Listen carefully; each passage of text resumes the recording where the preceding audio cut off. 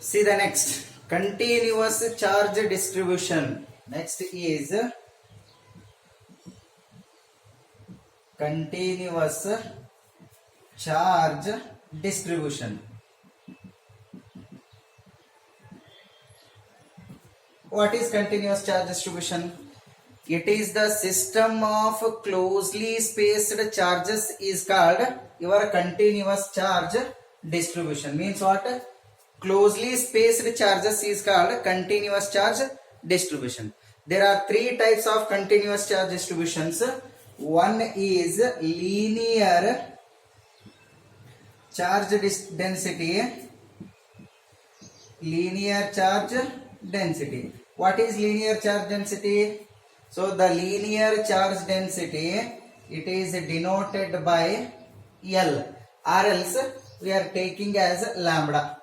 Okay, so this lambda is equal to Q divided by L. It means that the linear charge density means it is charge per unit length. See here, I am taking, this is your cylinder. Okay, inside the cylinder, if I kept long straight wire, so total charges in this field. Charge distribution means what? Total charges distributed over the surface. So in this charge, there are number of charges were there. Is or not? So number of charges per unit length. This will be your unit length. So this is called your linear charge density. Then second one is surface charge density. Surface charge density. What is surface charge density? So surface charge density, it is denoted by sigma is equal to charge per unit area. Charge per unit area. What is the SI unit of this? The SI unit of this, see here, charge, it will be coulomb divided by length will be in meter. So it will be coulomb per meter. Then area must be, so charge per unit area, is or not? See here, I am taking, so it is your electric flux. Inside this electric flux, if I kept the thick wire over here, its area is length into breadth, is or not? Whatever we take. So charge per unit area is called your surface charge density. Then it will be coulomb, SI unit, coulomb area length into breadth means it will be meter square. So it is coulomb per meter square is the SI unit of surface charge density. Then third one, volume charge density.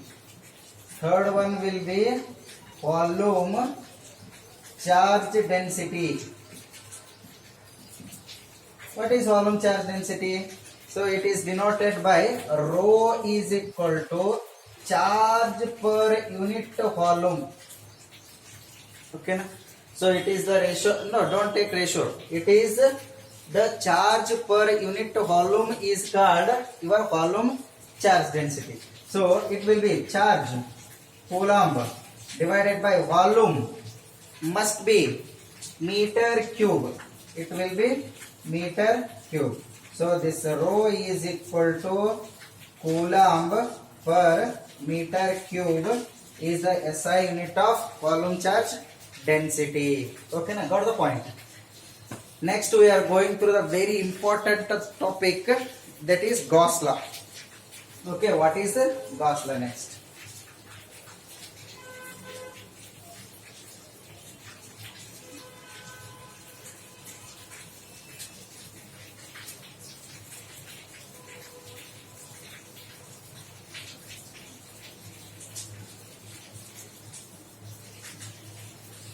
Next will be Gauss law. Okay. So before introducing a Gauss law, I am writing one equation that is this pi is equal to 1 divided by epsilon naught times of charge. Okay na? So from this you can give the statement where pi is called what? Electric flux. Okay, then epsilon naught q means what? It will be charge. Okay, see here statement. How to give the statement of this? The total electric flux through any surface in vacuum is equal to 1 divided by epsilon naught times of total charges enclosed by the surface is called your Gauss law. See here, I am taking it is your surface. Total charges inside the surface. Got the point? Total charges inside the surface. This is pi is equal to 1 divided by epsilon naught times q1, q2, q3, q4, q5, q6.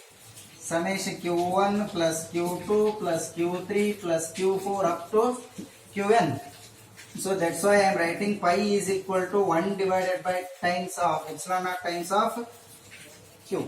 So what I told Gauss law, the total electric flux through any surface in the vacuum is equal to 1 divided by epsilon naught times of total charges enclosed by the surface is called your Gauss law. Then how to prove this? Proof of Gauss law. Proof of this by using electric flux. Okay, see here, what is the equation for electric flux? It will be pi is equal to E into A. Okay, let us call this is equation number 1. Differentiate on both sides. Differentiate on both sides. Then what should I write? This will be d pi is equal to E is a constant. It will be dA. Let us call this is equation number 2. Next what I want to do? Integrate it. Integrate.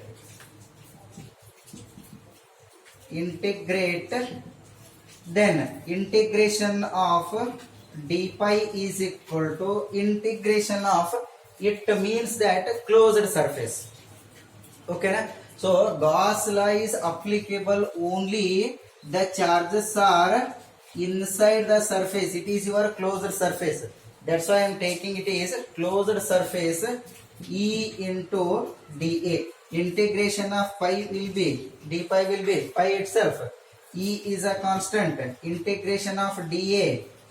Integration of dA. It will be your A. Okay na? Then this is pi is equal to E. What is the value of E? For electric field, it will be 1 divided by 4 pi epsilon naught q divided by r square into, what is the area? Area of the surface. What is the 4 pi r square? No, it is. It will be 4 pi into r square. 4 pi get cancels. R square get cancels. Then pi is equal to what remained? 1 divided by epsilon naught times of q is the proof of Gauss law. Okay na? Then what are the importance of Gauss law? Next is importance of Gauss law. Gauss law importance.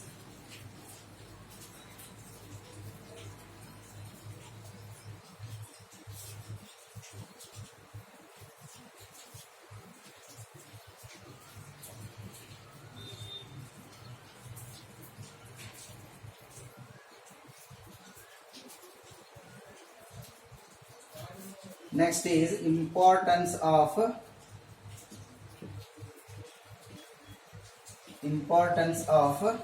Gauss law. Okay na? What is the importance of Gauss law? See here. Importance of Gauss law will be, first importance is the charges may rest or under motion. First importance is, but according to Coulomb's law, charges must be at rest. Okay na? And according to Coulomb's law, the charges are reside on the surface itself only. It may not applicable to the, if the charges is at inside. To reduce that to two complications, the next law, that is Gauss law, has been introduced. So first Gauss law is the first importance of Gauss law. The charges either may in motion or else under rest. The Gauss law is applicable. Then second important is what I told. Second important is if the charges are inside the surface. Inside the surface, the Gauss law is applicable. But even though if the charges are outside the surface, we are not going to consider that charges. Okay na? So charges are inside. Charges are inside the closed surface.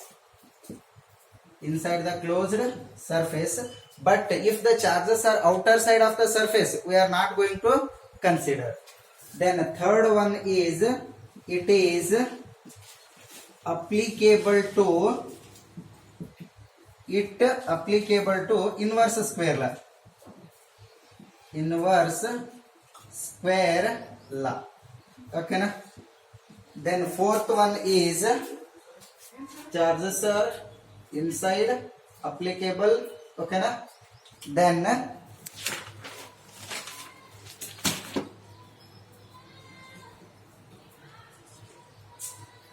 Then fourth one, the Gauss law is applicable.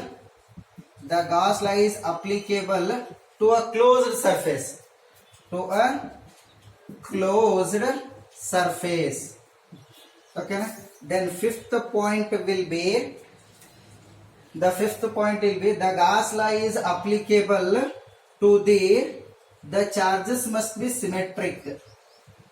Charges must be symmetric. These are the importance of Gauss laws. What I told, first important must be the charges are may under motion or else at rest. The Gauss law is applicable. Then second one, charges are inside the closed surface. It means that if it is your surface or else conductor, if the charges are inside the conductor, the Gauss law is applicable. But if the charges are outer side of this surface, we are not going to consider that charges. Then if it is applicable to inverse square law, the Gauss law is always applicable inverse square law. What I told, inverse square law, E is inversely proportional to 1 by R.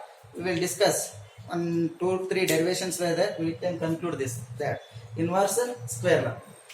Then fourth point, the Gauss law is applicable to closed surface. The surface must be closed.